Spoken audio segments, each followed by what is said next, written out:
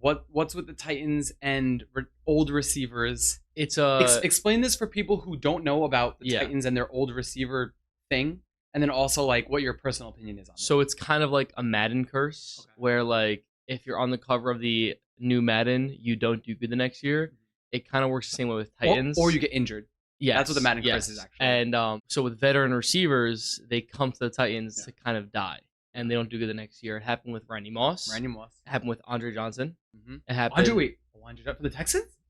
He was on the Titans. That's when? What year? I have no idea. It happened with Julio Jones, and people suspect it's gonna happen with DeAndre Hopkins now because it's like every good receiver, historically good receiver, comes to Titans to essentially die. And the first couple of games, it's kind of like, where was D-Hop? Exactly. A little bit. Exactly. What's your opinion But on that could also just be, I think that we have a new offensive coordinator. So nobody... Tim Kelly. Tim Kelly. Nobody knows what he likes yet. He's only been doing this for about 3 weeks, obviously excluding the preseason. So there's really no footing yet of what he likes to run. He's had experience in other offenses. I believe he was on the Texans. I could be wrong about that, but I think he was. I know that he likes to run jumbo packages with multiple tight ends, which is that could explain the lack of efficiency and production from DeAndre Hopkins, because we have multiple times last week we had Josh Wiley, who was our a tight end draft pick this year, and we also had Chigoziem Okonkwo in. So that's a jumbo package with 2 tight ends. Question: what's a jumbo package exactly? Yeah, I'm not totally sure, but I know that he likes running pass heavy and with just possession receivers. So not really people that are going to make big plays. Not yet. People that just could catch the ball and complete some good yardage. And in the first game, I remember we were watching it, and it was crazy because he was going 5 wide. All the time. It felt like 70% of the time. Yeah.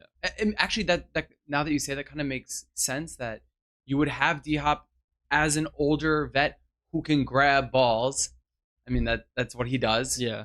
Possession receiver. And he doesn't have to bang up his body going for yards after catch. Mm-hmm. That actually sounds kind of nice. Yeah, he has a really good catch radius. Okay. And he wears 4XL gloves, which is just ridiculous. Yeah. So it's like if the ball comes to him, he's most likely going to catch it. Okay. So he's questionable, and I guess the question is then, does that matter? I think it does, because I think eventually you're going to have to break him into your offense. Okay.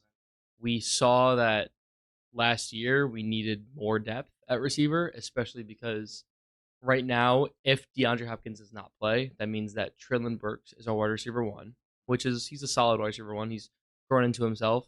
But then we have NWI, Nick Westbrook-Ikhine, at wide receiver 2, which I don't like, because although he's consistent on a lot of big plays and he knows Tannehill and he knows the offensive scheme that at least Vrabel likes, he's had 3 years now to develop, and he still hasn't really developed. So it's worrying that we're going to move on from him probably. Like, he's probably not worth an extension. Mm-hmm. If it was my choice, push him out of the offensive scheme, because you want the people that are going to be here long-term being really a part of that offense. Building it up. Yeah. That just kind of reminded me of basically like a Steve Novak of the Knicks. Yeah, yeah. Where it's like, he's got a great shot. Yeah. It's like, he's got actually really good hands. Yeah. But it's kind of like Novak, where it's like he can't make his own shot. Yep. Can't defend. Yep. He's got an insane shot. And it's like the comparison. And although he does make big plays, I think a big reason he makes big plays. I think a big reason he makes big plays is because he's wide receiver 3, he gets matched up against the cornerback 3. So then wouldn't that be an argument for why not to keep him? Because he's been in the system for long enough where it's like, I know it's a new offensive coordinator, but he is a Titan, right? Yeah. Titans fans know him as a Titan. I like him. When you throw the ball to him, he's pretty much catching it.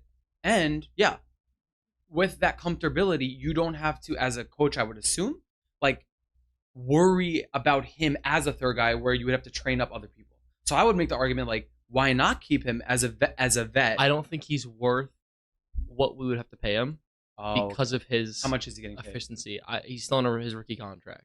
I would estimate would get somewhere between $4 and $5 million a year for maybe 3 years, which I don't think he's worth, only because although yes, he makes big plays, if you're paying people like DeAndre Hopkins $9 million a year, and you're paying Treylon eventually when we have to re-sign him, maybe $12 million a year, you need to get the ball to those players. Otherwise, why pay them? and somebody else could step up into his role, I think, very nicely, such as someone like Kyle Phillips. Who's that? Second-year pro. We signed him last year, or drafted him last year. A little bit injury prone. He's on the smaller side. He's a slot receiver.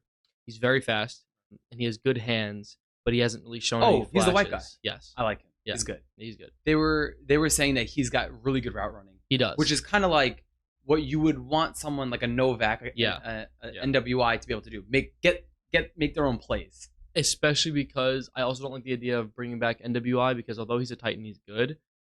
We have a tight end that can essentially line up at receiver.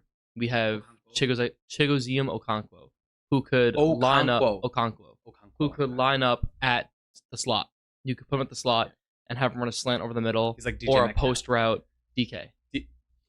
DK Metcalf. You could have him run a slant or a post route or any kind of athletic play, except for stuff. He's not like a blocking tight end. He's like a possession tight end. So I think he could even fill that role of NWI on those big third downs. And I think that you have Trillin on one side, D-Hop on one side, Chig in the middle. That's a pretty lethal wide receiver. Okay, so I think that's a good argument. What's your, as a fan, NWI, like? Are you indifferent? Do you like him? And you don't want him to be off the team, but it's like skill wise. Yeah, I like him just because he made a lot of really big plays for us over the time he's been here. Even last week. Yeah, he made a lot of touchdown last week. Yeah, and he made a lot of really big third down catches. Yeah. But you're saying it's not because of him. Business wise, I think you have to. I think he'll have a spot on a different team for sure. He kind of reminds me of Josh Reynolds. We had him 2 years ago. He was, or maybe last year, maybe both actually last year and the year before that. He was good, but we didn't really use him a whole lot because he was like our third receiver, and he consistently showed us why he shouldn't be a Titan. Okay. And then we eventually, just because he's not consistent, dropping passes. You mean? Okay. And also just can't get open, different things like that. So we cut him, and then he went to the Lions, and now he's doing really well at the Lions. Oh, okay. So I think NWI could find a position in another team, maybe at like a 2. With a better QB, maybe even someone who could really like put him in perfect spots, because I think with our kind of offense, we need receivers who make the QB great, not the receivers who need the QB to make them great.